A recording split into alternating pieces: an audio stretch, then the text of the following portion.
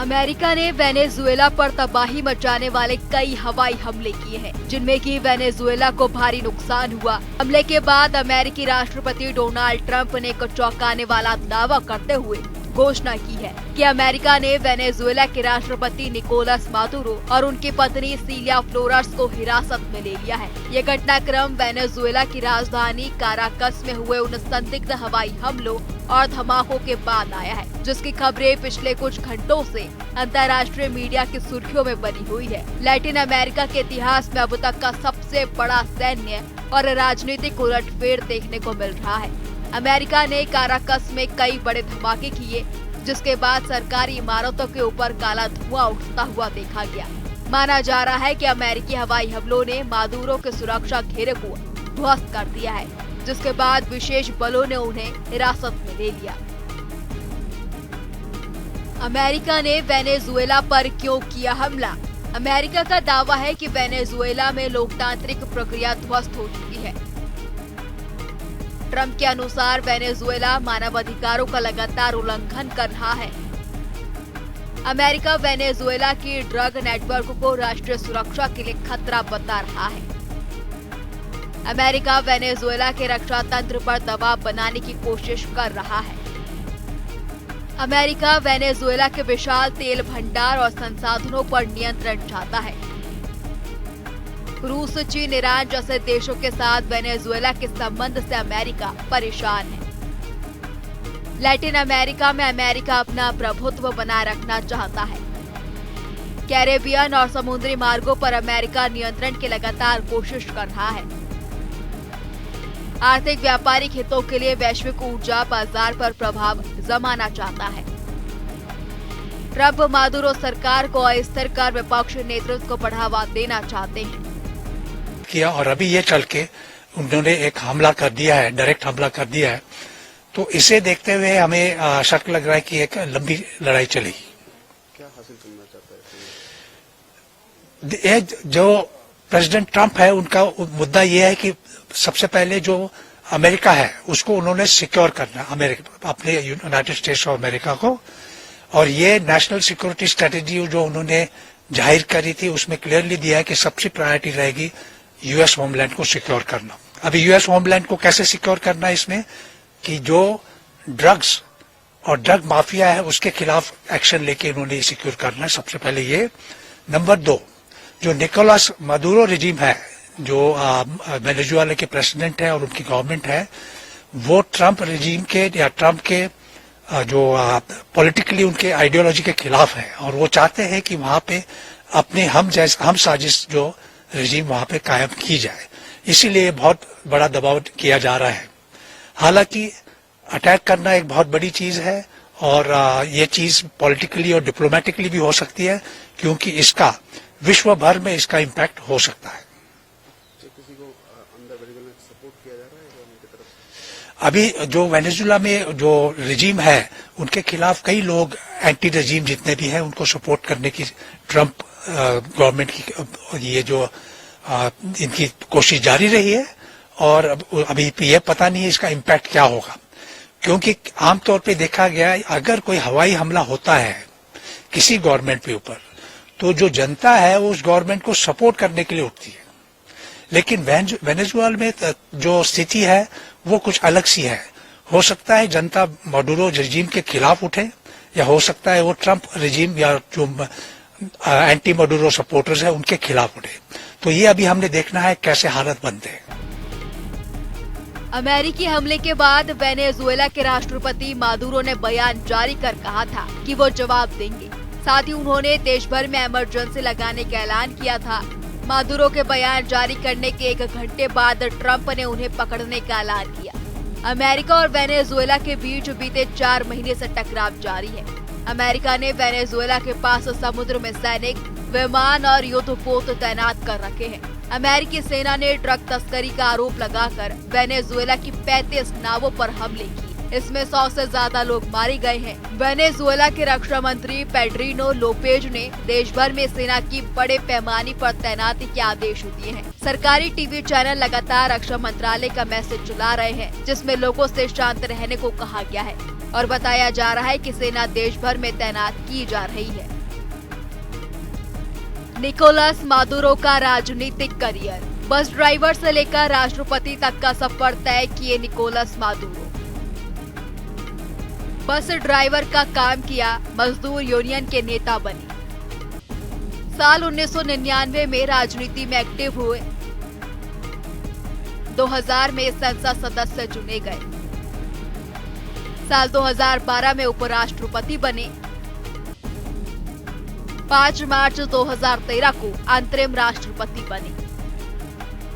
अप्रैल 2013 में चुनाव जीतकर राष्ट्रपति बने। साल 2019 में दूसरी बार राष्ट्रपति बने। जनवरी 2025 में तीसरी बार राष्ट्रपति पद की शपथ ली। 7 अगस्त 2025 को मादुरो पर 450 करोड़ का इनाम घोषित। 3 जनवरी 2026 मादुरो को अमेरिका ने गिरफ्तार किया। यूनाइटेड स्टेट्स ऑफ अमेरिका के द्वारा वेनेजुएला पर आज जो स्ट्राइक्स कंडक्ट की गई हैं वो इंटरनेशनल जो डेमोक्रेटिक रूल्स बेस्ड ऑर्डर के संदर्भ में ये एक अच्छा कदम करार नहीं दिया जा सकता। और यूनाइटेड स्टेट्स ऑफ अमेरिका जाहिर है कि ड्रग ट्रैफिकिंग को आधार बना करके उसने ये वेनेजुएला पर हमला किया है। लेकिन जो अभी रिपोर्ट सामने आई है कि वेनेजुएला के राष्ट्रपति मादुरो को अमेरिका की फोर्सेस के द्वारा कैप्चर किया गया है और उन्हें वेनेजुएला से बाहर ले जाया गया है। और जाहिर है कि ये जो कार्रवाई है वो एक रिजीम चेंज की कार्रवाई है, सत्ता परिवर्तन को शक्ति के साथ कराने की कार्रवाई है, जो कि अमेरिका जैसी महाशक्ति अगर इस तरीके का कदम उठाती है तो ये पूरे विश्व के जो डेमोक्रेटिक रूल्स बेस्ड ऑर्डर के लिए अच्छे संकेत नहीं है।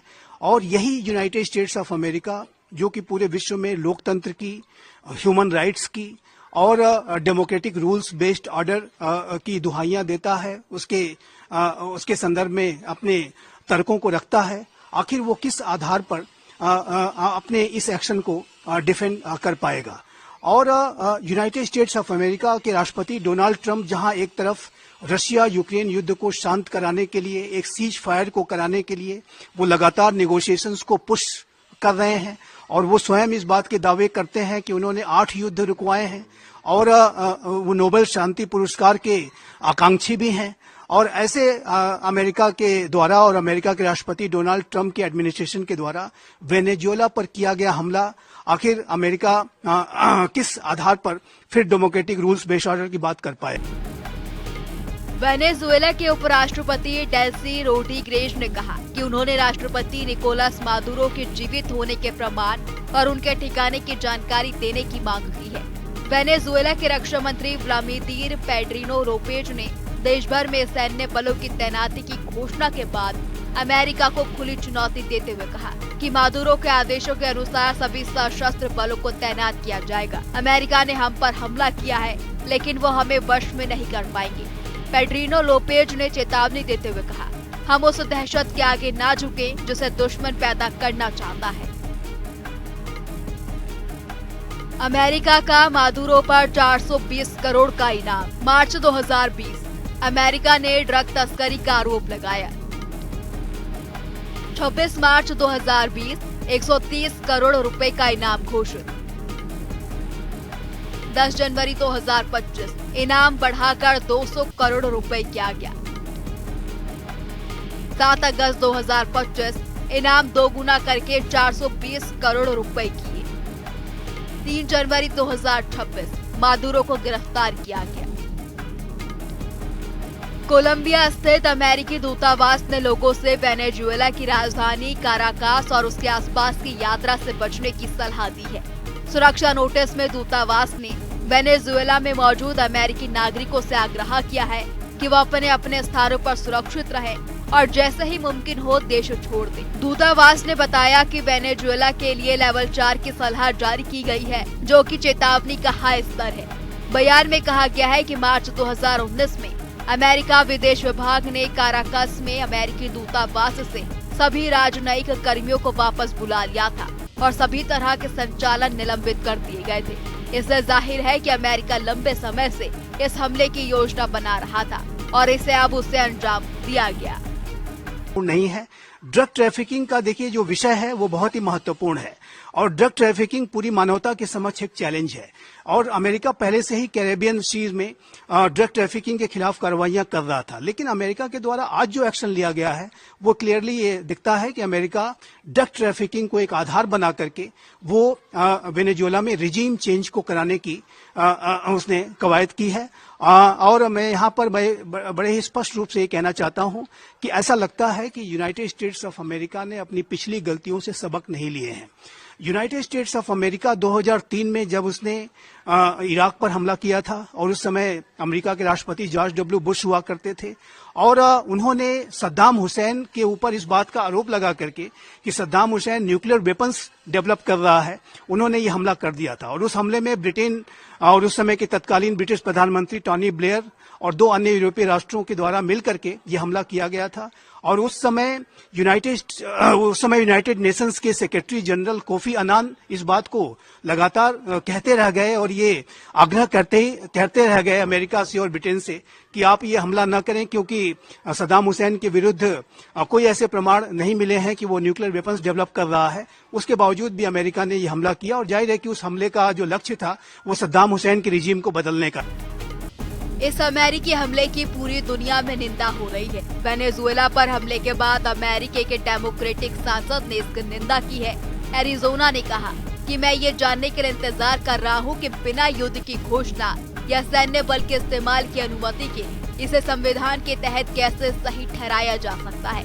वहीं क्यूबा के राष्ट्रपति ने कहा कि यह हमला धमकाने जैसा है। क्यूबा के राष्ट्रपति मिगुएल डियाज कैनल बर्मुडेज ने वेनेजुएला पर अमेरिका के हमलों की निंदा की है। साथ ही दुनिया भर के देशों से तुरंत इस हमले की निंदा करने को कहा। देखिए निसंदेह वेनेजुएला के पास जो ऑयल के जो रिजर्व्स हैं वो अकूत हैं और सबसे ज्यादा वो ऑयल रिजर्व्स होने का भी दावा करता है और जाहिर है कि ये जो ऑयल रिजर्व्स हैं उसके ऊपर पूरे विश्व की एक दृष्टि रहती है। अमेरिका के राष्ट्रपति डोनाल्ड ट्रंप भी इस बात को जानते हैं कि उसके पास अकूत ऑयल की जो संपदा है। लेकिन जो इस तरीके का एक्शन लेना कि जो रिजीम यदि आपके साथ कोऑपरेट नहीं कर रही है या आपके विचारों से वो मेल नहीं खाती है तो ऐसी रिजीम को शक्ति के माध्यम से बदल देना और किसी आधार को बना करके कि वो ड्रग ट्रैफिकिंग में शामिल थे इत्यादि इत्यादि, ये जो अच्छे ट्रेंड्स नहीं है। और कोई भी अगर ड्रग ट्रैफिकिंग का जो विषय था वो नेगोशिएटिंग टेबल पर बातचीत के माध्यम से भी किया जा सकता था। ट्रंप ने दिसंबर में वेनेजुएला पर दबाव बढ़ाते हुए प्रतिबंधित तेल टैंकरों के वेनेजुएला आने जाने पर पूरी नाकाबंदी का आदेश दिया था। ट्रंप ने कहा था कि वेनेजुएला दक्षिण अमेरिका के इतिहास में अब तक के सबसे बड़े नौसैनिक बेड़े में पूरी तरह घिरा हुआ है। ट्रंप ने कहा था कि ये घेराबंदी और बढ़ेगी जब तक कि वेनेजुएला अमेरिका से चुराए गए तेल, जमीन और दूसरी संपत्तियों को वापस नहीं लौटाता। ट्रंप प्रशासन के सैन्य अभियान के जवाब में वेनेजुएला ने भी बड़ी पैमाने पर अमेरिकी नागरिकों को हिरासत में लिया।